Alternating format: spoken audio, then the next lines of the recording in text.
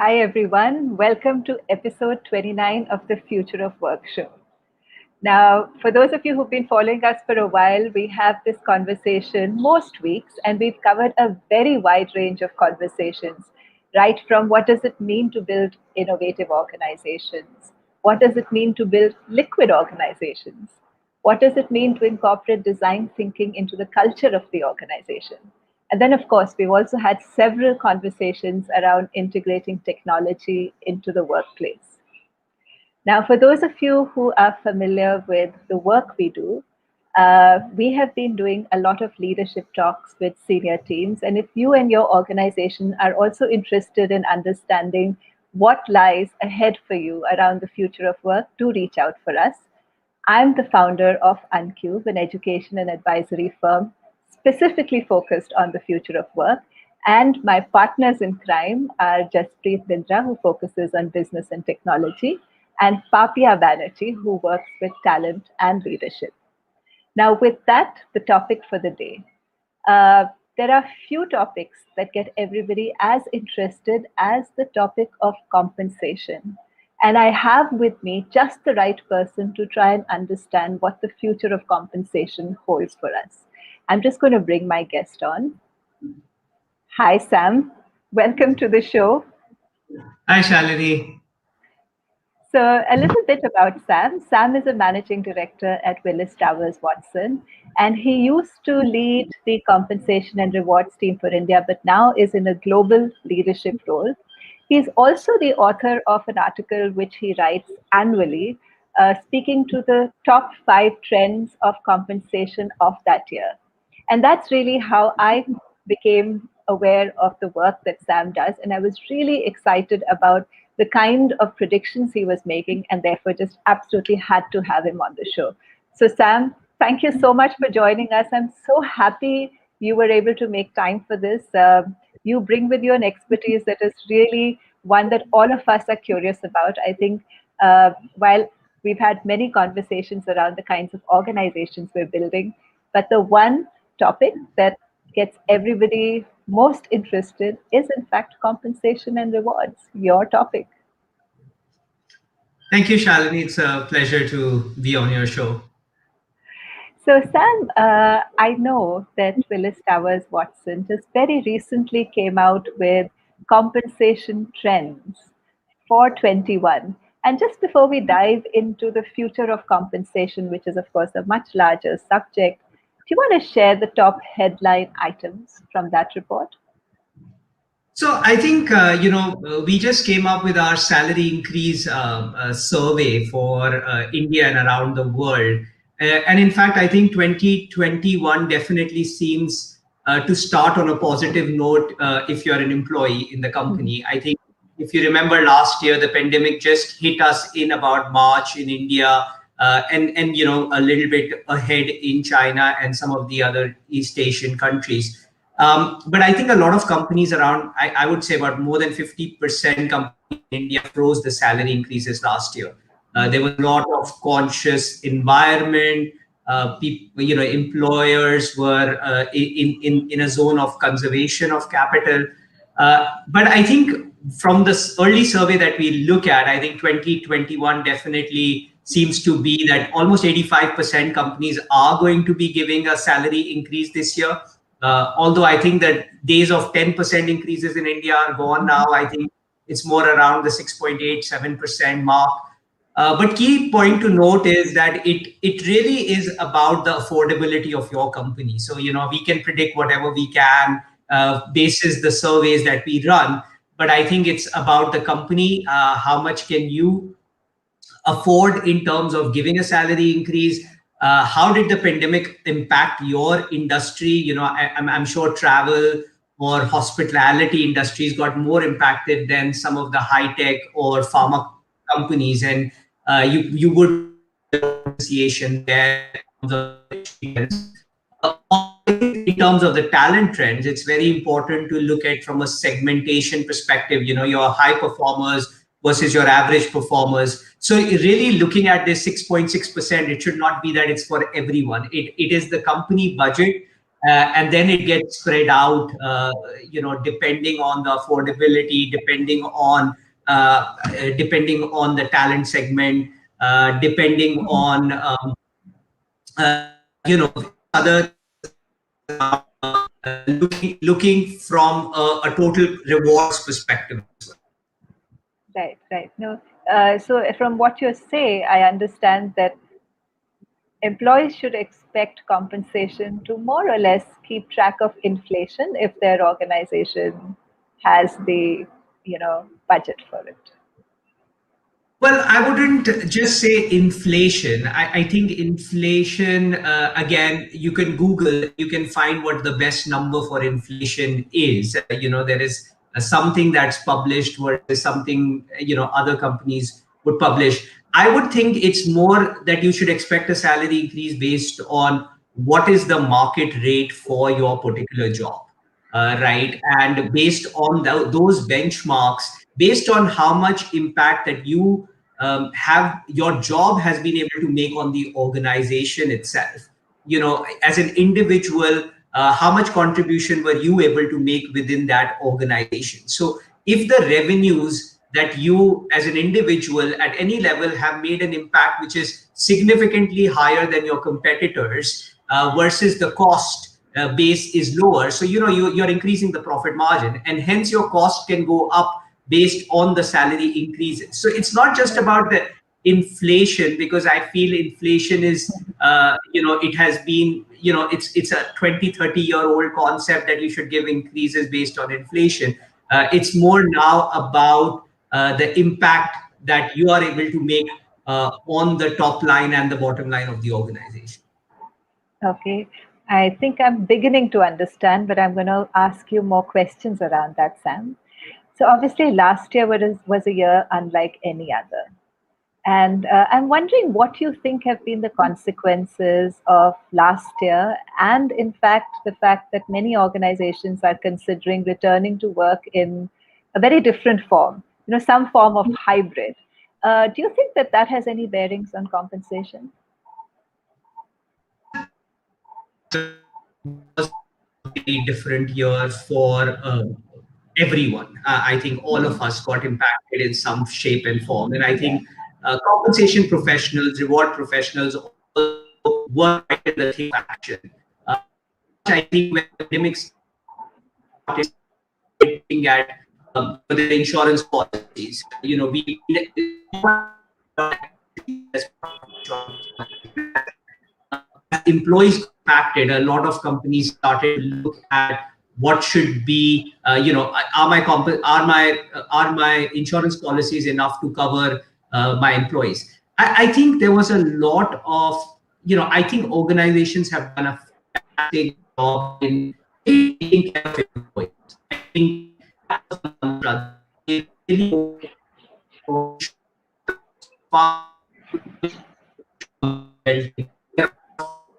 if they were we literally from and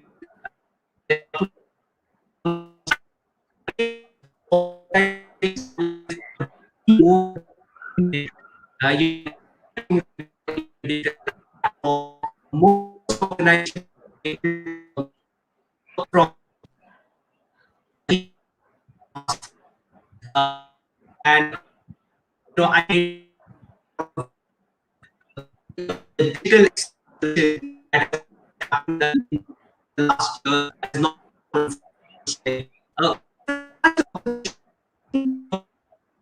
uh, how do we Hi, so I think Sam has just dropped off. I think there were some connectivity issues. I'm just going to get him back. I think the sound was breaking up. Gautam, thanks. I wasn't sure whether that was completely at my end. Uh, Let me just bring him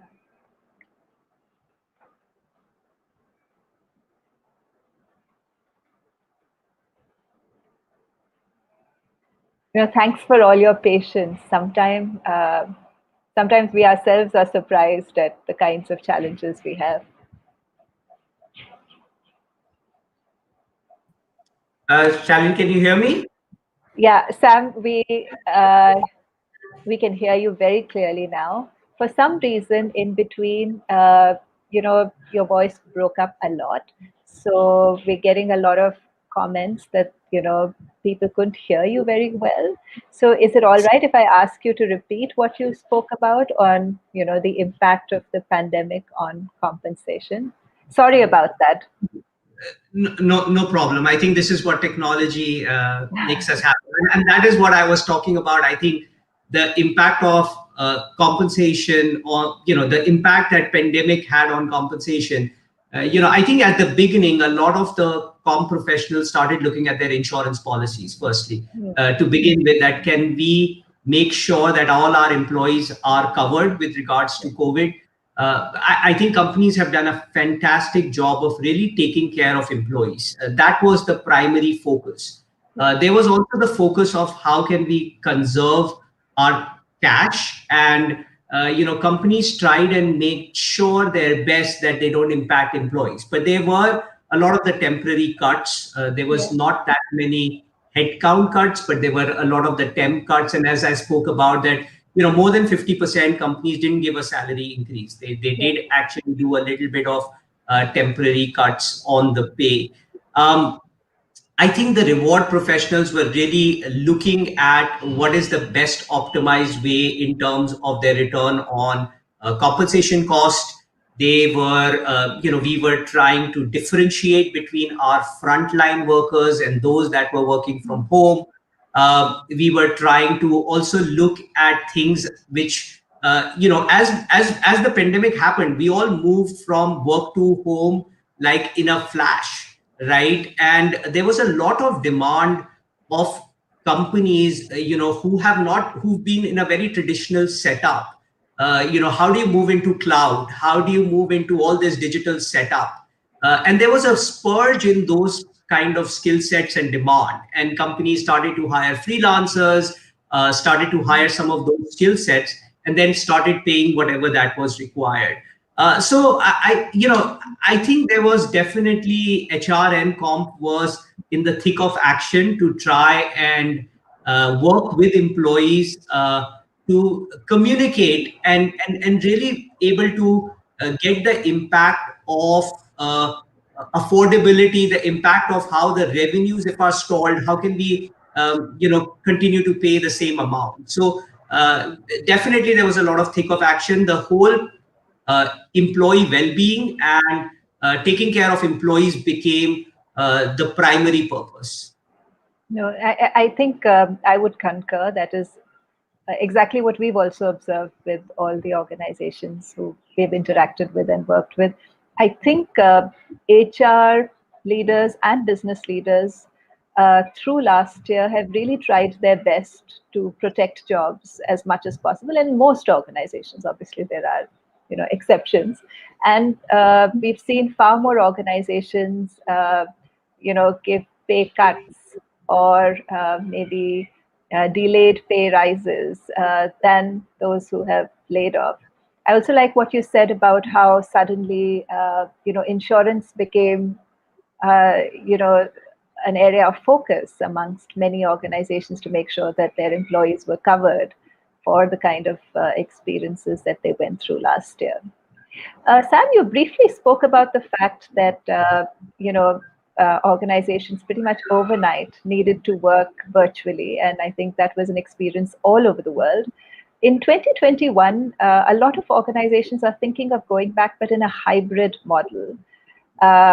And of course, the hybrid works in many different ways. In some cases, the hybrid just means working a certain number of days from an office location and other days virtually. But in some organizations, the hybrid also might mean being able to hire talent, who can then work from locations which are not locations where they have important, office presences. So do you see an impact of this virtual work or hybrid model on the way compensation itself gets designed? Well, I think that's a great question and a great point. I think it will be very hard for most organizations to now just go back to how it started, right? I don't think the days where Yeah, offices were designed for a 9 to 5 yeah, cubicle kind of a setup yeah, is going to yeah, happen. I think a lot of the collaboration still needs to happen in the office, and yeah, I think a lot of all of us miss that brainstorming with the team. There's nothing like whiteboarding in front of them, and I think offices will get restructured as more of collaborative spaces. I think you bring a very important point about talent. You know, most organizations were very restricted with talent based on where they were geographically based, because we never had this kind of virtual setups that we now have been able to get accustomed to. And there was also a lot of the cultural aspect of, if someone's working from home, are they really working, right? But now I think the whole acceptability of working from home and widens the whole talent pool. If you have an office now in Gurgaon, nothing stops you from hiring people in Pune and Bangalore and Hyderabad. And that option was not available before, because the whole option was that you have to be where the work is. And I think that will open up the talent market a lot. Will that reduce the pricing of the job? That's too early to see. If I look at it from a pure economics perspective, that the supply increases, then the demand, of course, the price should come down. But again, I think the critical skill sets will continue to be hot in demand, and I think that would continue to be there. I think the other important aspect of this is around the whole concept of paying based on where the work is. So yeah, now a lot of employees have moved back. For example, someone working in Gurgaon was on rent and now is in his hometown in Jaipur and is working from home. Of course, a lot better lifestyle, a lot better being taken care of, does not have to deal with the rents in Gurgaon. But is the salary justified to be paid in Gurgaon versus that you should be looking at it now from a cost of living perspective? I think early on, the trends that we are seeing, that most companies will not be reorganizing or thinking about that. But I do think there is an opportunity to restructure compensation. In a lot of countries, there is allowances and benefits like company car, transport allowance, conveyance allowance, and those, when you're not going to office, doesn't make sense to have on in terms of your whole compensation package. So I think that will need a relook at. A lot of companies, where again I come back to affordability, if they are not doing that well, they might also look at it from a perspective that can we pay based on where the person is based rather than where the office is, and that may have an impact. But I think overall, I think the availability and the movement of talent and augmenting full-time talent with freelancers, with RPAs, with technology, is going to be a trend that we will continue to see in the future. yeah. No, that's exactly what we're also seeing. I think the whole talent conversation has opened out, and it's actually opened out at both ends. So on the one hand, it absolutely gives organizations the flexibility, as you said. If you're working in Gurgaon, it doesn't mean that you only need to, work with people who are located nearby. You now have the option of bringing people onto your team who could be located, frankly, anywhere in the world, even. And we all this sort of coincides with the whole trend of flexible work arrangements, of which full-time employment, the way we have seen in the past, is only one format, and multiple formats becoming more and more popular as we move ahead. And of course, this works the other way as well, that it means that if you are the owner of skills or talents which are really in demand, then the number of potential organizations you can work with is much higher than it ever was a year ago. Because, so it opens flexibility out at both ends. Talent becomes more flexible and organizations become more flexible. And I think that's a very interesting trend to see. It'll be interesting to see how this sort of collides with the fact that historically, how much you got paid was impacted by which location you were working out of. And because now location becomes a much more flexible construct than it ever was before, it'll be interesting to see how some of those counterpulls get managed in organizations. Now, Sam, I want to pick up on a point that you spoke about just a while ago. The fact that total wellness has become, a part of the conversation in a way that had never happened before 2020. How does total wellness impact compensation? Well, as I mentioned, I think, most companies, in fact, I would want to say all companies did a fantastic job of taking care of employees. And I think earlier, this whole notion that, okay, you know what, I will get a 20% increase, 30% increase, I will move to another organization. I was never, had that vetted feeling of being with the organization. But I think that definitely the pandemic has changed, and especially for people who got impacted more than the others. Just the fact that companies were warm enough, the teams were warm enough to take care of whatever needed to.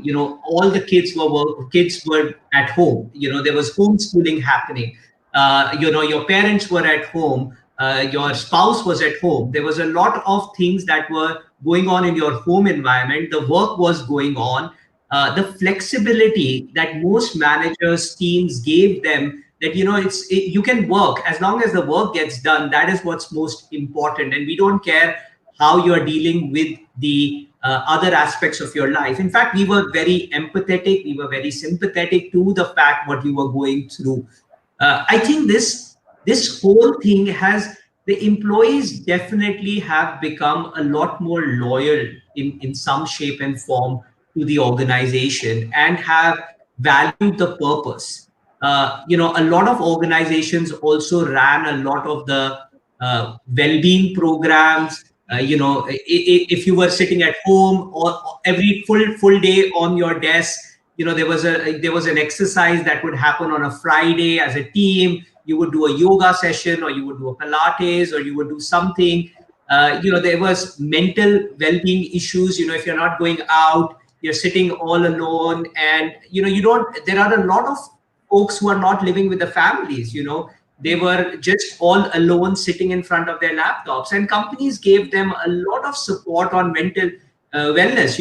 Speak up, speak to your manager, speak to your friends. And also on the financial well-being, are we saving enough? Is sitting at home and you're doing online and getting rid of your cash, that's not the best strategy as well. So I feel that whole wellness has taken just from a physical well-being to mental well-being to financial well-being. And again, the whole concept of total rewards is not just around compensation, although we always feel that if I get a higher paid, that's about it. But I think the whole benefits that the companies give, insurance benefits with regards to medical, life, with regards to your careers.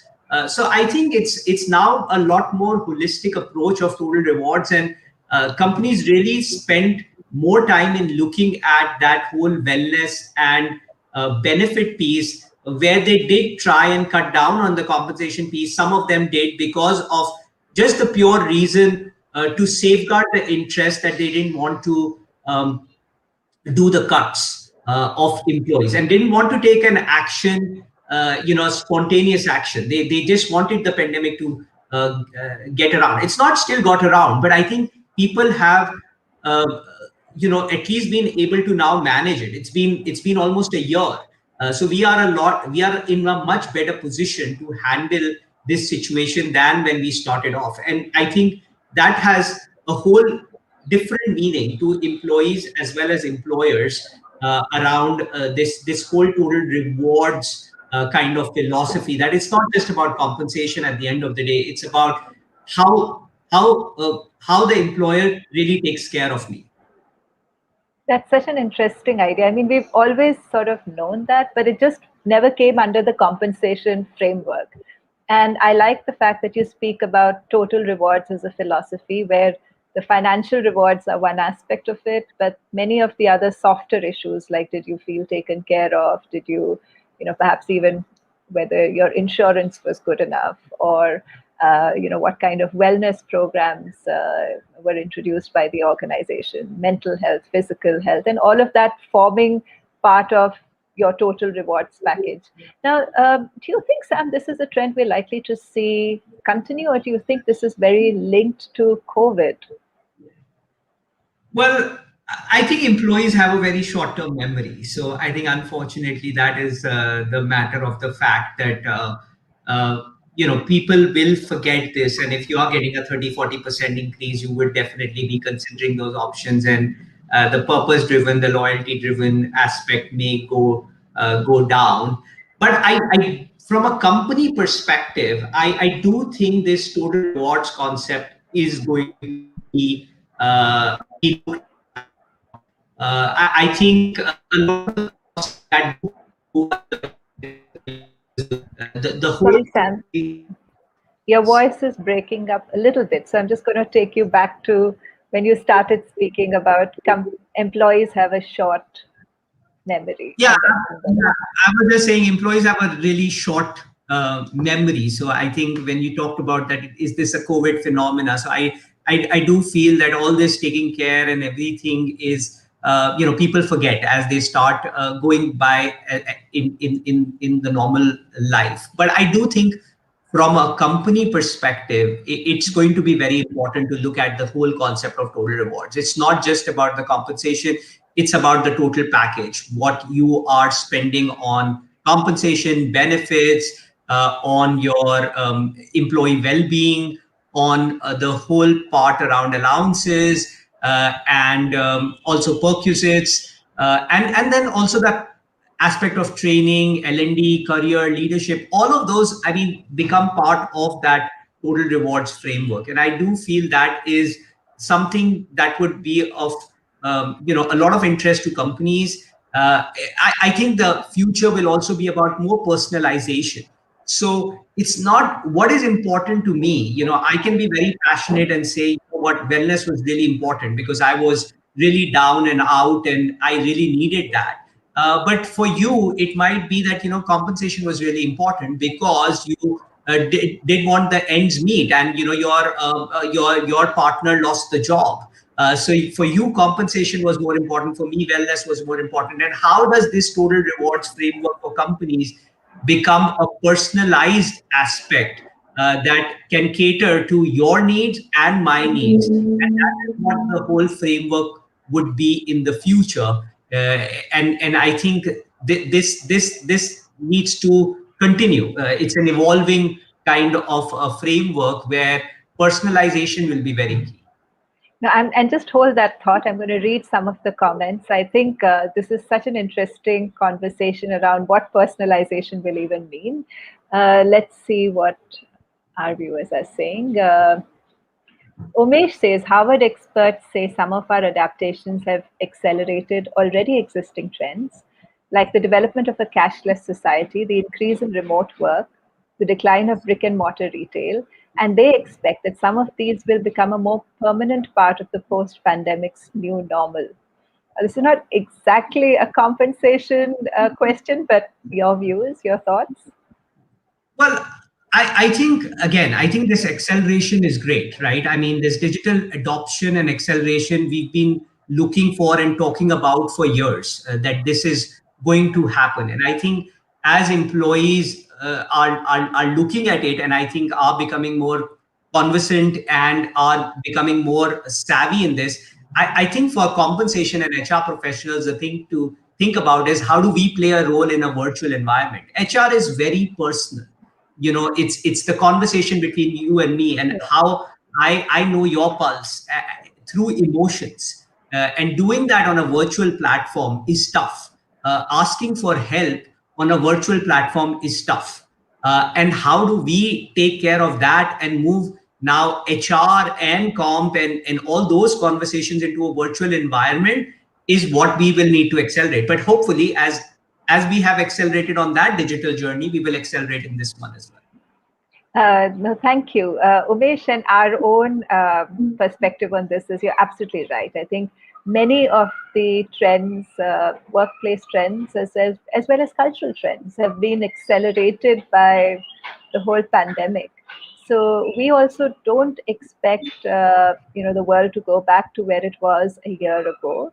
I think many of the shifts are here to stay.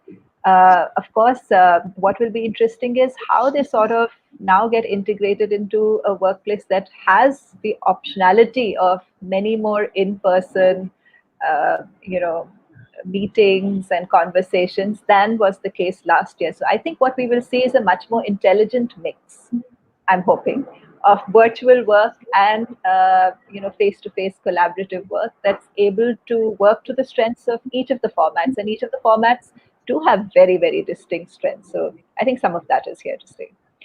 Gautam asks, which raises a question in my mind: will organizations move to more permanent work from home policies, and will part of that saving be passed through to employees? That's a great question, Gautam, and it's one, Sam, which I'm also curious about, because many organizations are considering, for instance, downsizing their office premises. Right? So, moving to a smaller location because they are already envisaging a large number of their employees working remotely for at least a few days a week. Do you think part of those savings will be passed on to individuals? In terms of home office infrastructure, are you hearing any of those conversations? I mean, I understand you can't predict. I mean, every day, actually. I mean, this is definitely a common question that our clients are asking us. Is one is around the whole flexible policy. I think most companies are relooking and redesigning their flexible policies to work from anywhere, work from home permanently, and all of that. And I mean, it's great for employees as well, right? I mean, imagine the commute time that you save Yeah. on a daily basis. A lot of people might say, but I put in that much more hours on work, and is work and life really getting balanced, or it's getting more integrated, or I'm working more than I was before? So I mean, I'm not getting my peace time. The whole question about are companies compensating for setting up the home infrastructure? I think some companies are doing that. They are kind of compensating from, giving you the bandwidth allowances, giving you, chairs are being sent, tables are being looked at. So I think companies, as I said, are looking into it and have done quite a good job. But is that going to happen for all? No, I don't think. It's not a one size fits all. Again, boils down to my whole thing about affordability. If the industry is doing well, sure, your company is doing well, they can afford it. The other part is that they could restructure some of these costs. So I talked about that. There is a conveyance allowance. Right now, instead of the conveyance allowance, they could be a broadband allowance, and you could get that instead of that conveyance allowance. So it might get restructured. It's not that it's going to be a net addition to your compensation. But again, some companies may be looking at that. Okay, fine, I can cut down on my real estate, make it a more collaborative space, and then maybe able to distribute some of those savings as additional allowances. Yes, I think companies are thinking that way. So, Gautam, I mean, that's a really good question you asked. And I think it's a question many people have been wondering as well. I personally think some form of hybrid is here to stay.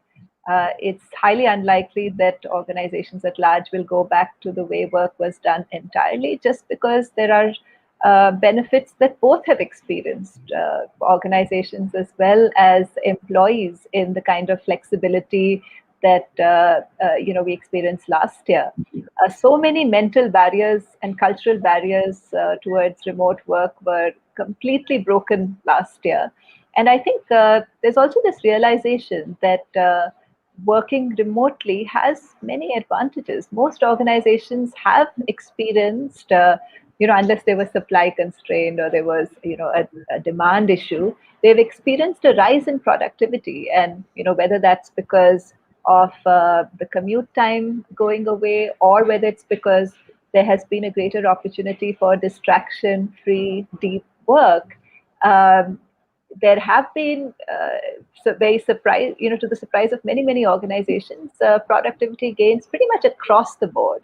So for productivity reasons and the fact that having tasted this flexibility once, most employees or many employees want some combination of in office conversational work, where they do collaboration, innovation, etc., along with some space for working remotely.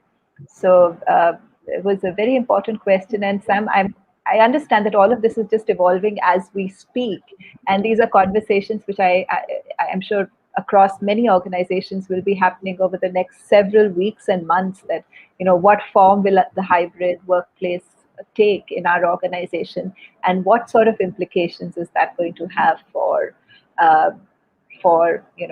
whether there are any cost savings that get passed on, etc. Right, and I think companies are evolving, right? I mean, we are all learning. There is the concept of team A versus team B. Not everyone going into the office at the same time. As you said, there is going to be some form of hybrid. What works for that particular organization? It can't be a one size fits all that everyone moves. But there could also be certain roles that will work from home permanently as well. So it's again for the organization and for the organization to decide what will work best for them, best for their productivity, and best from their business perspective. So absolutely, I agree that it's going to be a hybrid and concept. Sunil, thank you for joining us. Sunil's question is, this is in relation to Indian IT industry. People today with 2 to 8 years experience are able to get between 30 to 100% increases and are negotiating 4 to 5 offers anytime. In this context, does wage bill hike mean anything?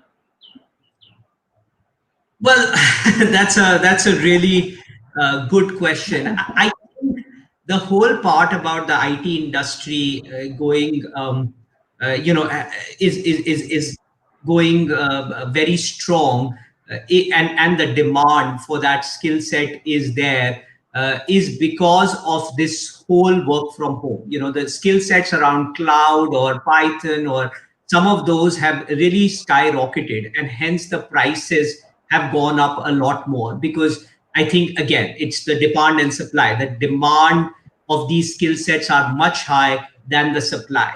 Not to say that it will not catch up, right? I mean, there is always demand that is going to be catching up to the supply. I think the whole conversation that we had, that now the whole talent market opens up. It's not about just Bangalore having Bangalore IT people. You could be hiring a person in up north for that job based on the skill set, or even out, right? We could hire it from Malaysia. Why only India would be your talent base? So that all will drive your costs low in the longer run. In the shorter run, companies are looking for short-term fixes, and they will need these talent, and hence the job prices are going up in that. But I think salary increases and market job are two different concepts, right? The salary increase, we're talking about an annual cycle that is run, that basically tries and manage your inflation, as Shalini, you were talking about, or manage in terms of your contribution to the organization, and in terms of the affordability. Market trend and market pricing is very different. It's based on what is the value of that job externally in that market. So you could be for your own organization, an R&D person is going to be really important, but that doesn't mean that the market is paying for that R&D job. So there is that internal value of the job and an external value of the job. And I think what you were talking about is more of the external value, which is very market driven from a demand and supply side of things. So I do see IT again being in hot demand for in the near future, but I think supply will be catching up with the demand. Sunil also has another follow-on question. The assets companies were giving were taken back on exit. What do you think about assets like tables, chairs, etc.? Should these be taken as cost of onboarding? I suppose this has to do with the hybrid model, and wondering if there are any trends emerging on this, Sam. Well, I think we talked about this, and if I understand this, assets means the desk and the chairs and the computer screens and all that. I think many companies have shipped them, have made them available to their employees. But again, I mean, if you say that okay, this is going to be a hybrid model, will they again have to buy new things so that they can leave it at home?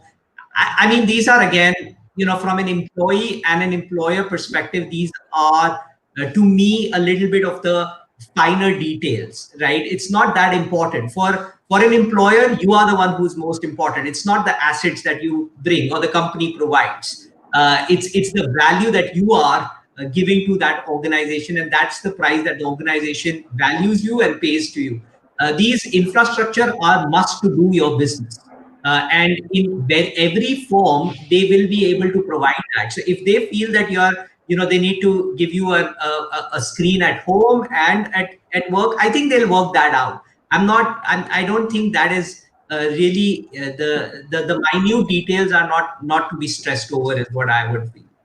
But Sam, is this a conversation? Like, have you heard, you obviously work with so many organizations. Have you heard this as a conversation as yet? That how do we navigate some of this, that in a hybrid model, if you have, say, chairs and tables at home, screen at home, has that started? I mean, it may still be early, so it'll be perfectly fine if you say you don't know. Definitely early, but at the same time, yes, companies obviously are gearing towards it. So it's not that they haven't. They've always had a lot more assets than they've required. So I think they will definitely be making the best use out of that asset pool. If those cost of assets and providing those hybrid models increases, then of course they will need to make sure that their revenues are increasing by multifold to compensate for that. So I think companies would be looking at from all aspects that how they can better equip the employees to be the most productive selves. So again, I think those conversations are happening between HR, admin, and finance, and they are very smart people, and these things will be figured out based on how the impact would be to the overall P&L of the organization. Got it. So, I mean, this year is going to be such an interesting year because as things go back,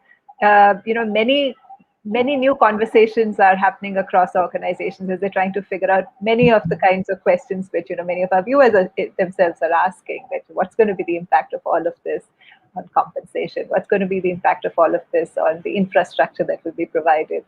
What's going to be the impact of all of this on the way demand and supply of talent changes, and therefore the market prices change? And as you spoke about, that's going to be a key driver as well.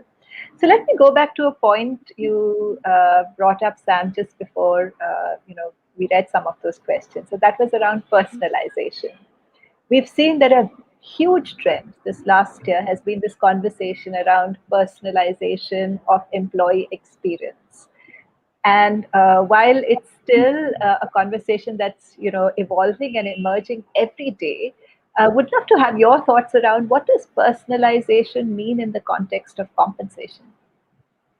Yeah, I mean, it's again a concept that has been there for a while. I think personalization of compensation means, can you structure my compensation the way I would like, based on where I am in my employee life cycle, in my life cycle in general, right?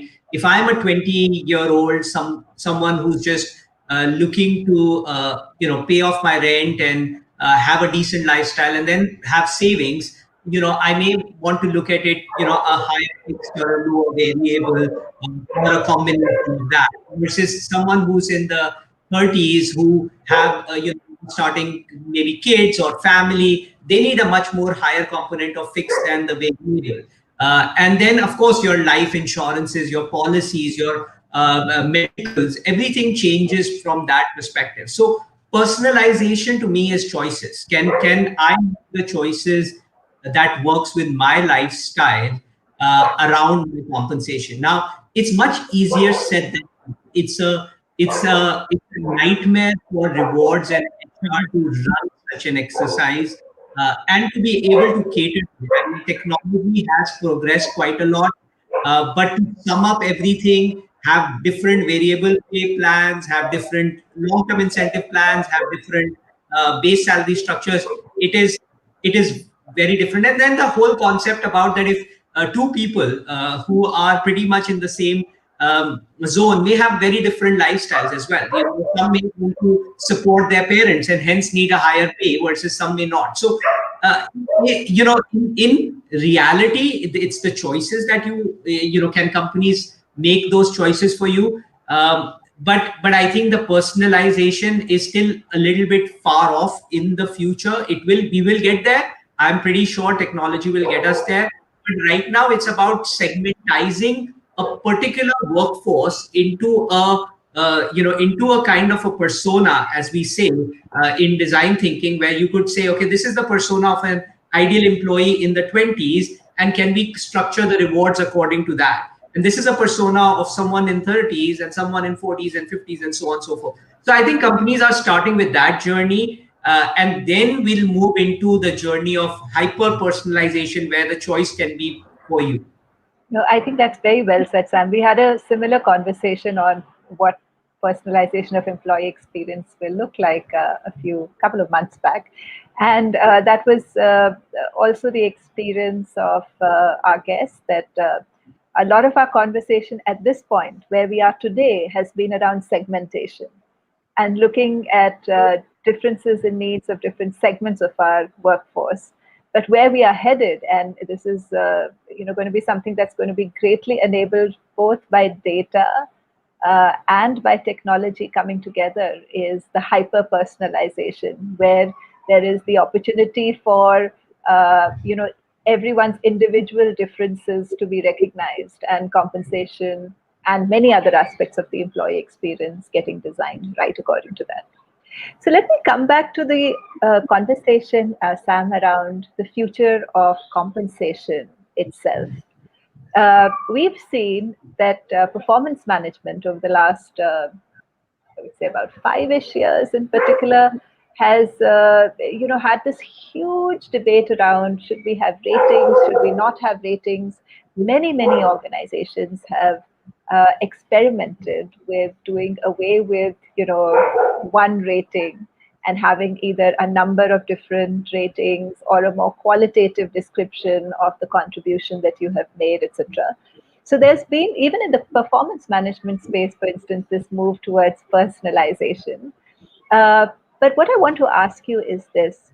The other counter view that we've heard, and equally so, in fact, is the challenge that when you do away with performance management ratings, how do you work with rewards? So I'm wondering what your thoughts are around what you've been seeing organizations do. Yeah, I mean, that's definitely a tough one, right? As you said, there is both sides to the coin. We have definitely seen a lot of organizations move to this rating-less concept of performance, where you would be looking at from a perspective that companies are not going to be rating employees, and it's about the contribution that you have made to the organization. You could have a lot of high-performing people. And then how do you then reward them? I think for smaller organizations, it's easier to do in terms of the administration of this versus some of the larger organizations. The larger organizations, the budgets are very complex. You have a budget by the organization level, the business unit levels, at the team levels. And it's very hard to distribute that if everyone feels that we have performed to the best. And I think performance is also very subjective from a manager's perspective, from an individual's perspective, and it is very hard to administer. So large organizations who have gone into some of this ratingless conversations, I do see on the compensation side, they will still form kind of a bell curve to make sure that the performance is rewarded accordingly. Because in an ideal organization, you would have some laggers, some really super performers, and in a ratingless environment, sometimes mediocrity actually wins, and that is what you need to be very careful about, because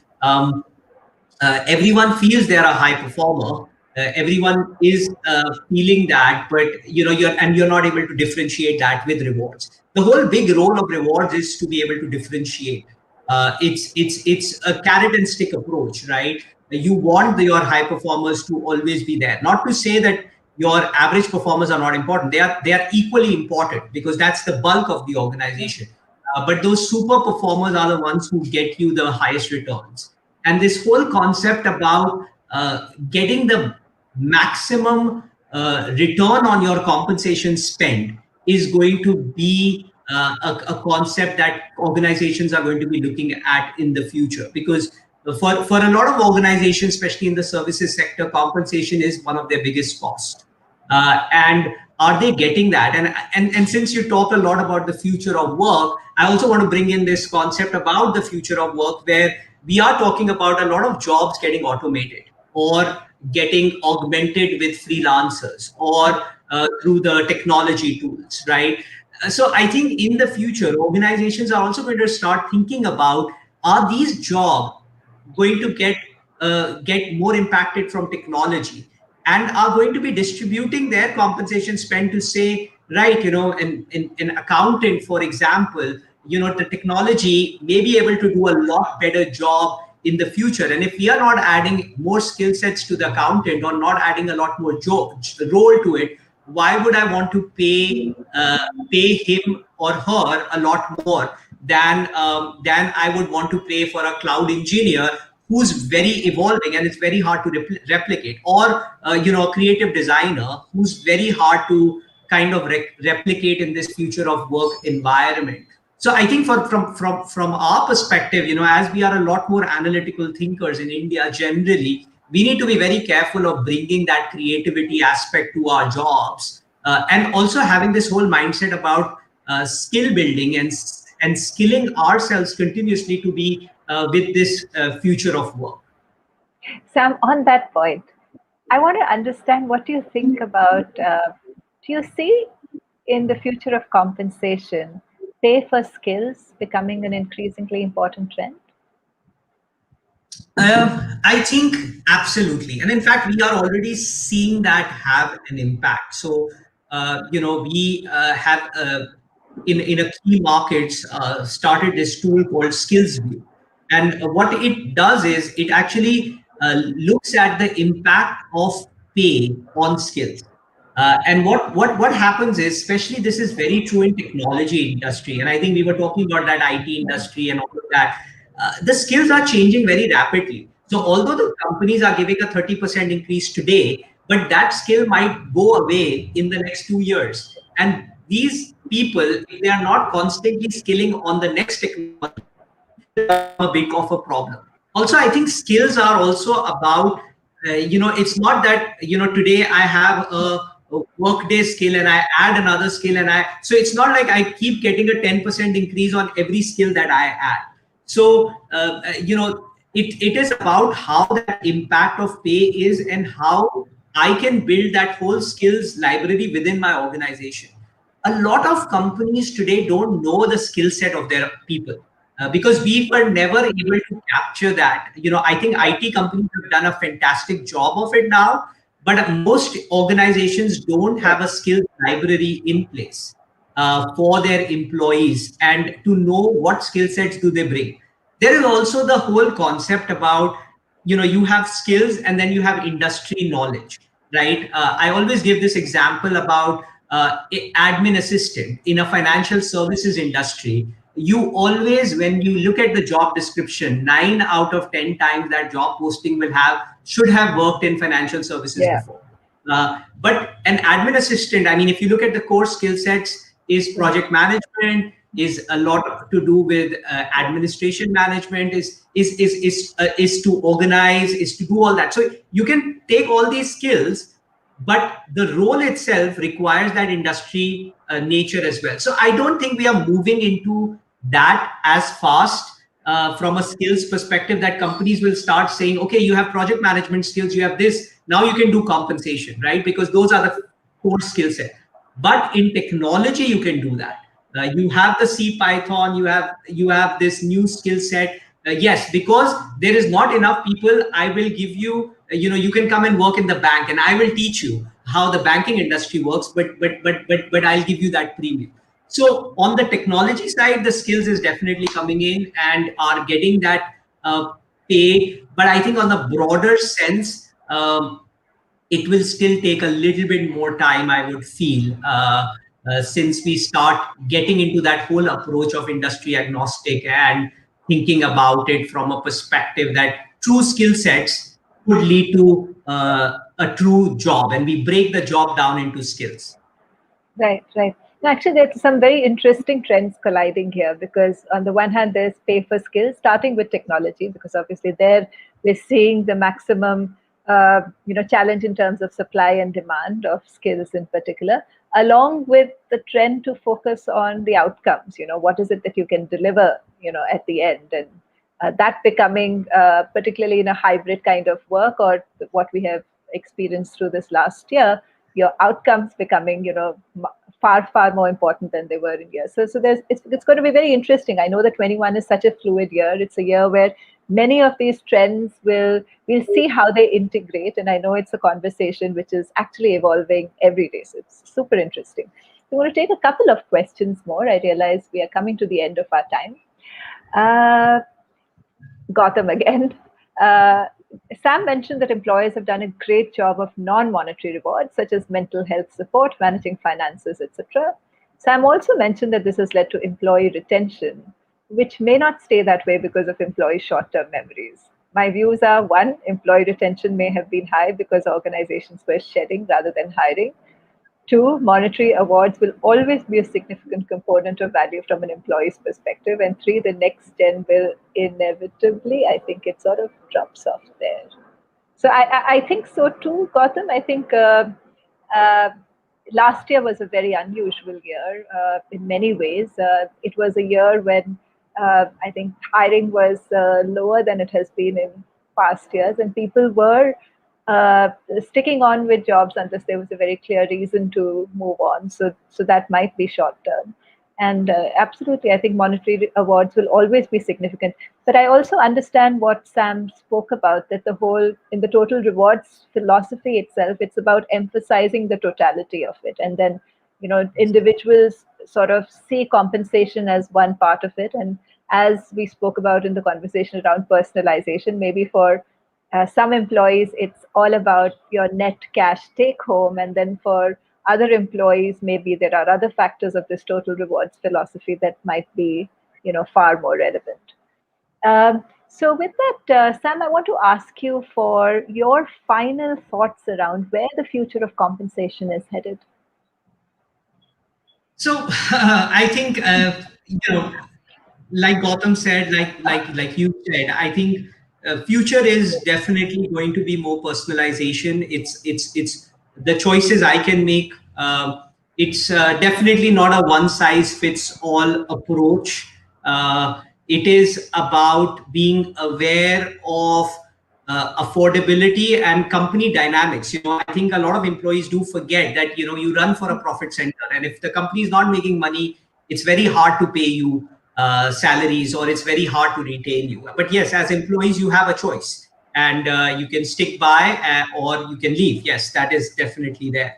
I think the skills component is going to definitely be a lot more in the future. I think the whole concept about virtual HR, virtual compensation is going to be a lot more future. I think one point we never touched on, which I think is very important, is really this protection of employee data.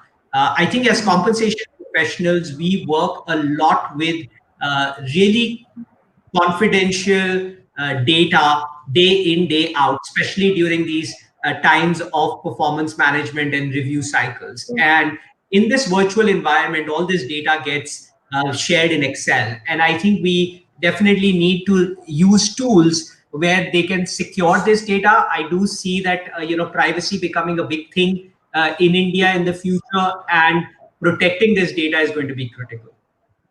Thank you. So really well summarized. I will add to that we will be seeing some very interesting conversations around, how the future of the workplace, the hybrid model is going to impact the talent market itself. So if organizations actually start thinking about talent more broadly than they have in the past, and that opens out possibilities of hiring, which now we know is possible, people who are outside, and at the same time, employees, particularly those who have skills that are, in great demand, having the possibility of working with many, many more employees than they traditionally had. So that would be an interesting trend colliding. I understand it's an extremely interesting space, and one which is going to see many, many new trends and many, many new evolutions through 2021. So with that, Sam, we come to an end of our conversation today. Really, thank you so much for coming and giving us your time and sharing so many of your ideas around what you're seeing all around. Super helpful for all of us and all of those who are watching us in understanding where we are in 2021. I'm sure next year at the same time, it would be really interesting to revisit many of our predictions and see which of these actually panned out the way we had thought to. And I'm sure there'll be some similarities and many things different, but we're at such an interesting, fluid space. So thank you so much for joining us. Thank you, Shalini. Thank you for inviting me. It was a pleasure talking to you. Thanks, Sam. So with that, we come to an end of our show today. If you're interested in the future of work as a subject, do take a look at the 28 other episodes we've done on the future of work. You're sure to find many that match your own curiosity. Uncube works as an educator and advisor in the area of future of work. So if that's an area that you or your organization are interested in, reach out to me, Papia, or Jaspreet, and we'll be very happy to work with you. With that, thank you very much. Have a wonderful rest of the day and a great weekend, and see you next time.